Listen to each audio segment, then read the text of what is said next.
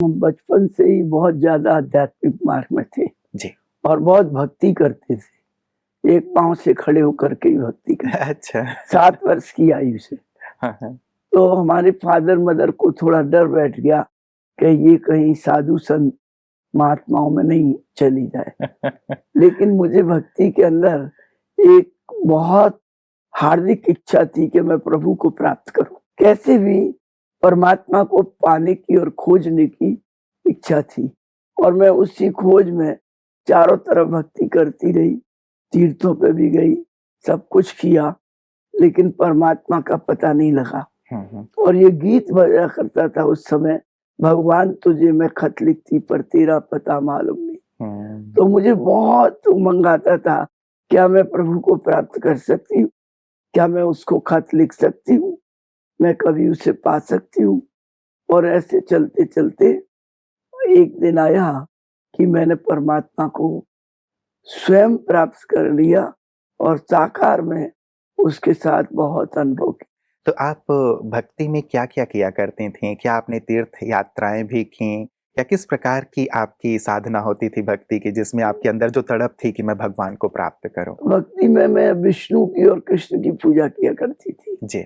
और एक हठ था कि मैं कृष्ण को प्राप्त करूँ या विष्णु का साक्षात्कार करूँ। हाँ, हाँ। और पूजा के बाद में मुझे कई बार साक्षात्कार भी होता था। अच्छा। हाँ। तो इस ज्ञान में भी जल्दी विश्वास नहीं हुआ, मैंने माना नहीं, हुँ। क्योंकि पहले मैं समझती थी मुझे तो भक्ति में ही साक्षात्कार होता है, तो और किसी में जाने की क्या आवश्यकता है। हुँ, हुँ। लेकिन जब मैंने ज्ञान को अच्छी तरह से समझा और इसको ठीक रीति से पहचान लिया, कोई मैं किसी की नकल करके नहीं चली हुँ। और ना ही मैं किसी के प्यार और प्रेम में चली, लेकिन अच्छी तरह से ठोक कर इस ज्ञान की गहराई में जाकर के हर चीज को समझा और समझ के परमात्मा को अपना बनाया जी। और तब मैं इस मार्ग में चली। ये एक बहुत ही महत्वपूर्ण बात कही है दीदी आपने, क्योंकि आजकल ज़्यादातर लोग ऐसे हैं जो ठोक-पीट के पहले देखना चाहते हैं कि भई ये चीज़ सही है या नहीं है, या मैं ये चीज़ करूँ तो क्यों करूँ? तो ज्ञान की या इस ईश्वरीय विश्वविद्यालय की कौन-सी ऐसी बात थी दीदी, जिसने आपको छुआ या लगा कि सचमुच सत्य है तो यही है? कौन-सी वो चीज़ थी? उसमें 2 बातें मुझे बहुत अच्छी लगी। एक तो सृष्टि का आदि मध्य अंत का ज्ञान सिवाय परमात्मा के कोई दे नहीं सकता है, जी। क्योंकि सारे विश्व का मालिक परमात्मा है। जिस तरह से घर का मालिक बड़ा होता है, तो छोटे बच्चे घर के विषय में पूरी बात नहीं बता सकते। हुँ। ठीक उसी प्रकार से विश्व का मालिक जब परमात्मा है, तो परमात्मा के सिवाय सत्य बात कोई नहीं बता सकता है हुँ। और सत्य का प्रभाव जीवन में आता है। तो जब इस ज्ञान का प्रभाव मेरे लाइफ में उतरने लगा, तो मुझे ये ज्ञान बहुत छूने लगा। और दूसरी इसकी धारणा पवित्रता। ये हम सुना करते थे कि जहाँ राम है, वहाँ काम नहीं है, जी। जहाँ काम है, वहाँ राम नहीं है। तो अगर हमें परमात्मिक और आत्मिक अनुभूति करनी है, तो हमें ब्रह्मचर्य की साधना बहुत ज़रूरी है। हुँ। तो इस ज्ञान के अंदर पहला लेसन सिखाया गया कि यहाँ आने से आपको जीवन में ब्रह्मचर्य की साधना करनी होगी और पवित्रता धारण करना होगा, तभी आप आत्मा और परमात्मा की अनुभूति कर सकती हैं। जी। तो ये 2 बातें हुँ। मुझे छू गई और दिमाग में बैठ गया कि बिल्कुल सच्चा परमात्मा का, प्रभु का ज्ञान है, हुँ। प्रभु को मैंने पा लिया। बिल्कुल। तो दीदी ये ज्ञान की बात हुई, एक समझ आ गई कि हाँ, यही सत्य मार्ग है। क्या आगे चल कर के अनुभूति भी हुई कि सचमुच जैसे आपको भक्ति में साक्षात्कार होते थे, वैसे ही यहाँ भी परमात्मा का साक्षात्कार हुआ हो आपको? मुझे बहुत अनुभव हुआ। एक दिन तो ऐसा अनुभव हुआ कि मैं किसी पुरानी दुनिया में घूम रही हूँ, हुँ। लेकिन कोई कह रहा है कि बच्ची, तुम्हें अगर मेरे पास आना है, तो तुम इस दरवाजे से कूद जाओ। एक बहुत ऊँची दरवाजा था, मैं उससे कूद गई अच्छा। और मैंने अनुभव किया कि मैं परमात्मा की गोदी में चली गई। हुँ, हुँ, हुँ। तो ऐसे-ऐसे मैंने बहुत अनुभव किए। जी। कभी विनाश का साक्षात्कार किया, हाँ। कभी परमात्मा की गोदी का अनुभव किया, फिर मैंने साकार में भी गोदी ली बाबा की। हुँ, हुँ, हुँ। हर प्रकार से अनुभव किए। बिल्कुल पूर्ण निश्चय हो गया, अटूट निश्चय, जी, जी। चाहे पृथ्वी फट जाए, आकाश भी इधर उधर हो जाए, लेकिन मेरा निश्चय अचल रहा, अटल रहा कि मुझे 200% परमात्मा की प्राप्ति हो चुकी है। जी, जी, जी। तभी मैंने कदम आगे बढ़ाया। बिल्कुल। जब इस ईश्वरीय मार्ग पर फिर आपने अनुभव करके आगे बढ़ने का निश्चय किया, तो क्या आपके परिवार वालों की तरफ से कोई बंधन, अवरोध नहीं आया? क्योंकि ये देखा जाता है कि जब संसार में रहते हुए कोई आध्यात्म की ओर आगे बढ़ता है, तो सांसारिक जो हमारे मित्र संबंधी हैं, उनकी तरफ से अवरोध तो ज़रूर आता है। आपके मार्ग में कुछ? ऐसा है, मैं जब भक्ति करती, फादर को बहुत चिंता हो गई, जी, तो उन्होंने 16 वर्ष की आयु में मेरी शादी कर दी। अच्छा। लेकिन मुझे वही धुन लगी रही कि मैं परमात्मा को कैसे प्राप्त करूं। और 23 वर्ष की आयु में मुझे ये ज्ञान मार्ग का पता लग गया कि परमात्मा गुप्त रीति से इस भारत में आकर के अपना दिव्य कर्तव्य कर रहे हैं। जैसे ही मैंने परमात्मा के ज्ञान की अनुभूति शुरू की और जैसे ही पता पड़ा कि इसमें ब्रह्मचर्य की साधना की आवश्यकता है हुँ, हुँ। और ब्रह्मचर्य का संकल्प लिया, तो मेरे ऊपर बहुत विघ्न आए। हुँ। अनेक प्रकार के विघ्न बाधाएं, समाज के तो कम ही आए, पहले घर के विघ्न आए, जी, जी। बाद में फिर समाज के लोग समझाने आए हुँ। कि तुम इस ज्ञान को छोड़ दो, घर में कलह क्लेश मत करो। लेकिन मेरा दृढ़ संकल्प था, चाहे मुझे कोई मार डाले, चाहे जेल में डाल दे, हुँ। चाहे मुझे कोई घर से निकाल दे, लेकिन मैं इस ज्ञान को नहीं छोड़ूंगी। हुँ, हुँ। यहाँ तक कि हमारे लौकिक भाई ने कहा, एक ही भाई था, इकलौता भाई, 5 बहनें, कि अगर तुम इस ज्ञान में चलोगी, तुम मेरी लाश देखोगी, क्योंकि वो बहुत प्यारा था। पर मैंने उनको कह दिया कि मैं 1000 लोगों की लाश देख लूंगी, लेकिन ज्ञान मार्ग को नहीं छोड़ूंगा, ओह! क्योंकि परमात्मा मुझे प्राप्त हो चुका है। हुँ, हुँ, हुँ, हुँ। जी, जी, जी। ये जो एक गहन निश्चय की स्थिति आप वर्णन कर रहे हैं दीदी, ऐसा लगता है हज़ारों में, लाखों में एक की होती है कि ऐसी एक गहरी जो अनुभूति है, फीलिंग है, वही एक चीज़ जो एक अनुभव के तौर पे आपके हृदय में समा गई थी परमात्मा की ओर से। वो ऐसी क्या फीलिंग थी कि सचमुच वही मेरा है और वही मेरा मार्गदर्शक है? क्या वो फीलिंग थी जिसने आपके अंदर इतनी शक्ति भर दी थी? एक तो ज्ञान की धारणा और योग। हुँ, हुँ। 8-8 घंटे में योग करती थी और एक बिंदी दीवार पे लगाती थी, क्योंकि चित्र नहीं रख सकते थे। जी, 3 वर्ष पूरा बंधन में रही, अच्छा। कड़े बंधन में। तो बिंदी में सामने बैठकर मैं योग किया करती थी। हुँ, उस योग में मुझे बहुत अच्छे अनुभव होते और दादी जी जब इधर से पत्र लिखती और कोई प्रश्न करती, मैं योग में बाबा से सब प्रश्न का उत्तर लिखा करती थी। हुँ, हुँ। वो उत्तर मेरे 100% पास होते थे। अच्छा। तो दादी जी ने कहा कि तुम एकदम सही उत्तर देती हो। तो मुझे ये अनुभव हुआ कि परमात्मा ही मुझे सिखा रहा है, पढ़ा रहा है। हुँ, अर्जुन तो गुरु के पास गया पढ़ने, जी, लेकिन एकलव्य, बाबा ने मुझे कहा, जी। तुम मेरी एकलव्य बच्ची हो, तुम्हें मैंने डायरेक्ट पढ़ाया है। हाँ, और दूसरा, जब तक हमें परमात्मा की प्राप्ति नहीं है, तो हमें वो ब्रह्मचर्य की साधना करने की पावर नहीं आएगी। जी। जैसे-जैसे हम परमात्मा का अनुभव करते गए, तो हमें कर्म इंद्रिय जीत बनने की शक्ति मिलती गई हुँ, और वो शक्ति आ गई कि हम ब्रह्मचर्य की साधना का दृढ़ संकल्प ले लिया। जी, जी। जब तक सत्य का सागर नहीं मिला, तो वो शक्ति हम नहीं पा सकते हैं। बिल्कुल, तो बिल्कुल। उससे सारे अनुभव हमें ये बता दिए कि परमात्मा गुप्त रीति से सचमुच हुँ। अपना कार्य कर रहे हैं, जी, मतलब ये आपकी जो अनुभूतियाँ थीं उसने आपके विश्वास को और भी दृढ़ कर दिया। मजबूत कर दिया। जी, जी। तो जो ये परिवार की तरफ से विघ्न थे दीदी कि नहीं आपको इस ईश्वरीय मार्ग पर नहीं चलना है, तो इसे आपने कैसे समाधान किया? क्योंकि एक बड़ी समस्या थी, आपको बंधन था कि नहीं विद्यालय में नहीं जाना है। समाधान कैसे किया आपने? इसका हमने ऐसे किया कि पहले एक पत्र लिखा अपने ससुर को जी। कि आप हमें खाना मत दीजिए, कपड़ा मत दीजिए, जेल में डाल दीजिए और घर से निकाल दीजिए, मार दीजिए, लेकिन हम ये सत्संग ज्ञान और परमात्मा की अनुभूति को कभी छोड़ेंगे नहीं। तो उन लोगों ने ये फैसला किया कि घर से निकाल देंगे। हुँ, रामायण, गीता, भागवत, महाभारत 4 भारत के हिंदू शास्त्र हैं। वो चारों शास्त्र हमारी लाइफ है। जब उन्होंने ये निर्णय ले लिया कि हम ना मारेंगे, ना जेल में डालेंगे, लेकिन तुम्हें घर से निकाल देंगे। अगर तुम्हें ऐसी तपस्या करनी है, तो जंगल में जाके करो। 1000 लोगों की मीटिंग के अंदर मुझे बोला गया कि तुम्हें कोई खाना नहीं देगा, कपड़ा नहीं देगा, तुम कहाँ जाओगी, क्या करोगी?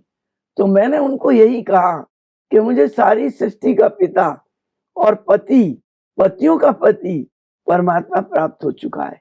मेरा खाना कपड़े का अरेंजमेंट पहले से तैयार है, आप मुझे बेशक निकाल सकती हैं। जब मैं इस बात में राजी हो गई, तो सुबह 5 बजे मुझे लक्ष्मण, हमारे लौकिक पति के छोटे भाई लक्ष्मण जैसे सीता को छोड़ा, वो मुझे छोड़ने आए। 14 वर्ष की आई थी, और जब मैंने उनको पाला तब 4 साल के थे, और जो मुझे छोड़ के गए तो 14 वर्ष के थे। उनको 20 रुपया राम ने दिया और उसको कहा कि इस स्टेशन पर इनको छोड़े आना, जहाँ जाना चाहेंगी चली जाएंगी। तो उनको 20 रुपए दिए।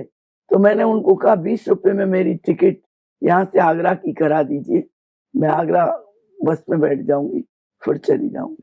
इस तरह से मैंने निर्णय ले लिया और समाधान कर लिया अपना लाइफ का। वो भी खुशी, मैं भी खुशी। जी जी जी। तो इस मार्ग में दीदी, ये जो आपने एक बड़ा सा निर्णय लिया, कईयों को ऐसा लग सकता है कि इतना बड़ा निर्णय हमारे जीवन में हम कैसे ले पाएंगे। लोगों को बड़ा कठिन सा लगता है। लोगों को लगता है कि आध्यात्मिक मार्ग पे भी चलें और हम अपने घर में भी रहें, सबको संतुष्ट भी करें। तो क्या ऐसा संभव नहीं है कि हम ज्ञान में भी चलें, ईश्वर के मार्ग में भी चलें और संसार के जो लोग हैं, परिवार के जो लोग हैं, उन्हें भी हम संतुष्ट कर सकें? उनको हमने लाखों उपाय किए। बाबा ने भी कहा बच्ची त्रिय चरित्र करो, हर प्रकार से उपाय करो। अगर उनका पाठ होगा तो वो आ जाएगा, जी। पाठ नहीं होगा तो तुम मेरी बन जाओगे। तो बहुत प्रकार से उपाय किया, घर का व्हाइट वॉशिंग किया, थूक भी हाथ में लेने को तैयार हो गए, सब कुछ किया। जब बिल्कुल बाहर हो गई समस्या, ये बात आ गई कि नहीं, अब मुझे घर में नहीं रहना होगा। और घर में भी मैंने ब्रह्मा कुमारी की ड्रेस पहन के अपने को देखा कि मुझे देवी का पाठ बजाना है और ब्रह्मा कुमारी फुल बनना है और एक दिन निकलना ही होगा जरूर इस घर से। तब मैंने ये निर्णय लिया और ये समाधान किया कि हम दूर जाने से इनको शांति मिलेगी। और उन लोगों का कहना एक ही था, हम दूसरी शादी करेंगे। तो फिर गवर्नमेंट के हिसाब से दूसरी शादी नहीं कर सकती हैं, तो हम इस बात में राजी हो गए कि हम आपको लेटर लिख के दे देंगे दूसरी शादी का। चलिए, आपने एक ऐसा समाधान निकाला दीदी जिससे आज वैसे समाज को इतना लाभ मिल रहा है। परिवार वाले उस समय भले ही राजी ना हो पाए हों, लेकिन आज सारे संसार को जो आप आध्यात्मिक ज्ञान दे रहे हैं, सचमुच सभी राजी हो रहे हैं, प्रसन्न हो रहे हैं और सब ईश्वर से मिल रहे हैं। लगता है कि एकलव्य और सच्ची सीता से मुलाकात आज हो रही है और सच्ची मीरा से भी। मीरा ने भी अपने राजमहल का त्याग इसी लक्ष्य से किया था कि उन्हें ईश्वर के मार्ग पे चलना था। दीदी, जब आप सब छोड़ के निकल आए, तो क्या कभी फिर ऐसा लगा कि मन में आया कि मुझे उन लोगों की भी सेवा करनी है, या उन लोगों को भी ये ज्ञान प्राप्त होता तो अच्छा होता? या फिर बाहर निकलने के बाद कभी कुछ कठिनाई का अनुभव हुआ हो इस ईश्वरीय मार्ग पे? मेरे को ऐसा कोई अनुभव नहीं आया, लेकिन मेरी भाभी लौकिक थी, वो ध्यान में जाती थी, वो पहले ज्ञान में आई जी। तो उन्होंने बाबा से पूछा कि ये तो निकल गया, इनके बच्चों को कौन संभालेगा? हमारे 2 छोटे छोटे बच्चे थे जी। 4 साल का और 7 साल का। तो बाबा ने कहा बच्ची, पालनहार मैं हूँ, ये नहीं है। जब ये जगत की माँ बनके जगत के बच्चों को संभालेगी तो इसके 2 बच्चों को क्या मैं नहीं संभालूंगा? त्याग से भाग्य बनता है जी। तो मेरे दिमाग में ये बैठ गया कि त्याग से भाग्य बनेगा। मुझे मीरा की तरह त्याग करना है और मुझे किसी भी मोह माया में नहीं फंसना है जी। इस प्रकार से विघ्न काफी आए और उनके लिए हमने शुभ भावना रखी बच्चों के लिए। बच्चे पलते पलते आज पूरे बारिश बन गए, पर उस समय बाबा ने कहा था 62 में कोई बारिश नहीं बनेगा, सब खत्म हो जाएगा। लेकिन वो आज 59 ईयर हो गया, एक 54 हो गया और सब कुछ बन गए। लेकिन मुझे बाबा ने नष्टोमा बना दिया। गीता का लास्ट पार्ट पहले ही दिन जब घर से निकली तो पक्का करा दिया, नष्टोमा स्मृति लब्धा। महाभारत भी चला, गोप गोपियों का पाठ भी चला और बाबा ने सचमुच उन बच्चों को पाला। पालनहार वो है। क्या माँ बाप अपने बच्चों को पालते हैं? बाबा ने कहा जी। वो छत से गिर जाते हैं, मर जाते हैं, क्या तुम संभाल सकती हो अपने बच्चों को? मैं संभालता हूँ। जी, जी, जी। ये परमात्मा के माँ बाप हैं। बिल्कुल, परमात्मा ने उन्हें पाला और आपने परमात्मा के जग को पाला। हाँ, तो आप हम दोनों ने जगत एक की दूसरे सेवा पे चले गए। एक दूसरे के साथ लगता है आपने ईश्वर के साथ कमिटमेंट कर ली थी कि आप इन बच्चों को पालें, मैं आपके सभी बच्चों को पालती हूँ। तो क्या वो जो दोनों बच्चे थे फिर मुलाकात हुई बाद में आपसे? मेरी शुभभावना से जी। वो लोग सब आए, अच्छा, जी, जी। एक-एक करके आए, पैरों में पड़ गए हाँ, हाँ। कि आप मेरे गुरु बन गए। ओहो! लौकिक पति भी, आप मेरे गुरु हैं, सिर पे हाथ धर दो, ओह! मुझे दुआ दे दो, मैं ठीक चलूँ। जी, जी। वो संतुष्ट नहीं हुए अपनी लाइफ से, हाँ, हाँ। लेकिन मैं 100% संतुष्ट दीदी हूँ। ये एक बहुत महत्वपूर्ण बात आपने कही कि व्यक्ति उस समय नहीं समझ पाता कि हम जो निर्णय ले रहे हैं आध्यात्मिक मार्ग पे चलने का ये सही निर्णय है, उस समय तो अवरोध पैदा करते हैं। बाद में सभी अवश्य आते हैं, झुकते हैं और ये स्वीकार करते हैं कि आपने महानता का पद स्वीकार किया। तो हाँ, ये कैसे हो दीदी? कि कई बार ऐसा होता है कि जब व्यक्ति आध्यात्मिक मार्ग पे चलना शुरू करता है, आज भी हमारे बहुत सारे भाई-बहनें ऐसे होंगे दर्शक, जो चाहते हैं कि हम इस मार्ग पे चलें, लेकिन परिवार का जो अवरोध, बाधाएँ, विघ्न आती हैं, उसके कारण वो रुक जाते हैं। उन्हें क्या कहना चाहेंगे? उन्हें ऐसा है कि जब उधर से उनको तकलीफ मिलती है, तो वो ज़रूर रियलाइज़ करते हैं मैंने जीवन के अंदर बहुत बड़ी गलती की, हुँ, सेकंड मैरिज करके। जब उनको इतना सुख शांति का अनुभव नहीं हुआ, भौतिक सुख शांति अलग है, हुँ, लेकिन आंतरिक सुख शांति किसी दूसरे से जब नहीं मिल पाई, तो उनको ये रियलाइज़ेशन हुआ कि जो था वही सत्य था, हुँ, मैं गलत हूँ। जी, जब रियलाइज़ेशन कर लिया, तो वो माउंट आबू भी आए, अच्छा, 7 डेज़ कोर्स भी किया हमारे से, बहुत अच्छा। लेकिन उनको लास्ट मोमेंट तक, मरने तक पीस नहीं मिली, हुँ, क्योंकि जो दूसरी मैरिज की, उससे उसको शांति नहीं मिल पाई। जी, जी, जी। उसका संस्कार नहीं मिले, अच्छे नहीं थे। हुँ। तो इस प्रकार से अपने स्वभाव संस्कार से ऑटोमेटिक मनुष्य बदल जाता है। जी, जी, जी। अच्छाई की तरफ अपने आप चला जाएगा और बुराई से अपने आप हट जाएगा। जी, दीदी सत्य तो सत्य रहता है। जी, जी। दीदी यही मैं अपने उन भाई-बहनों के लिए पूछना चाहता हूँ। कुछ लोग जैसे ही उन्हें आध्यात्मिक ज्ञान मिलता है, ईश्वर का मार्ग मिलता है, 2 बातें हो जाती हैं। एक वो कि वो खुद अपने बंधनों को नहीं तोड़ पा रहे होते हैं और परिवार से सहयोग नहीं मिल पा रहा होता है कि हाँ, नहीं आपको नहीं चलना है। जैसे आपके मार्ग में इतनी बाधाएँ थी, आपने उन्हें क्रॉस किया, उनका समाधान किया। तो इस स्थिति में उन भाई-बहनों को क्या कहना चाहेंगे? कैसे अपने इन बंधनों को तोड़ें या फिर जो बंधन डाल रहे हैं, वो क्या करें? हम तो उनको यही सिखाते हैं कि परमात्मा से ऊँची शक्ति कोई नहीं है। जी। जब आप उनको अपना हाथ दे दोगे या उसका हाथ पकड़ लोगे, तो कोई बंधन नहीं है, बंधन सिर्फ मन का है। हुँ, अगर आप मन के अंदर दृढ़ता कर लेंगे, तो आप कोई भी कंडीशन में परमात्मा को पा सकते हैं।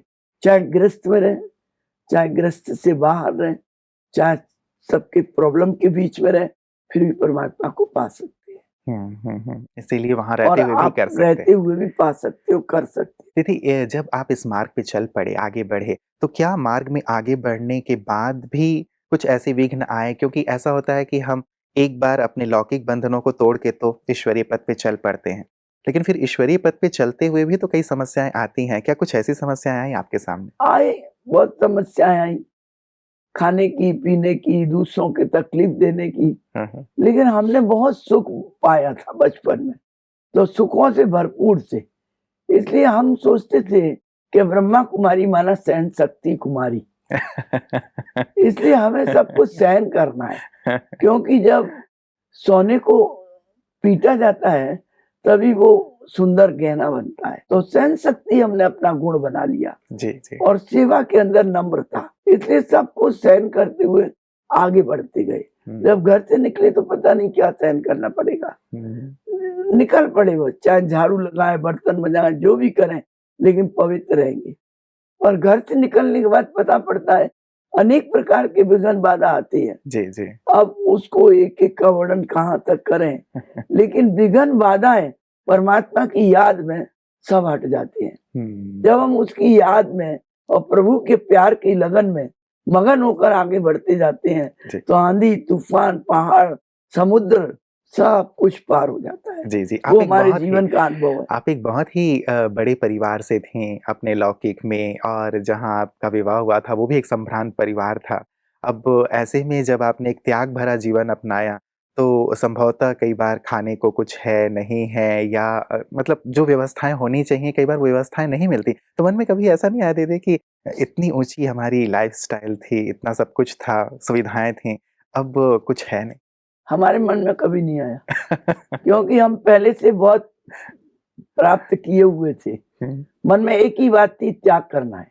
जी, त्याग से भाग्य ऊँचा बनेगा। जितना भी त्याग जहाँ भी जिस प्रकार करना होगा जी। करेंगे, और जो भी परिस्थिति आएगी उसका सामना करके आगे बढ़ेंगे, पीछे नहीं लौटेंगे। यहाँ तक कि 14 वर्ष के बाद हमारे देवर जो छोड़ के गया था, जी, जी। वो आया लेने के लिए कि मेरे माथे से कलंक का टीका मिटा दो। लक्ष्मण का टीका लग गया है, हुँ, लक्ष्मण ने सीता को छोड़ा, हुँ, और आप वो टीका मिटा दो। मुझे सब कहते हैं लक्ष्मण हो तुम, सीता को छोड़ के आए। 3 मंजिल का मकान बना के दूंगा, आप वहाँ आश्रम चलाओ, लेकिन घर चलो। हुँ। मैंने कहा घर में वापस लौट के नहीं जाऊँगा। जो आगे बढ़ गया वो कभी पीछे नहीं जाता है। मैं यहाँ 1 मंजिल के मकान में सुखी हूँ, लेकिन 3 मंजिल के मकान की मुझे ज़रूरत नहीं है। बहुत सुंदर दीदी, आपके अनुभव सचमुच बड़े प्रेरक लग रहे हैं। आज की सुंदर चर्चा के लिए, प्रकाश के लिए आपका बहुत-बहुत शुक्रिया दीदी। नमस्कार। कहता है ये समाधान समाधान समाधान।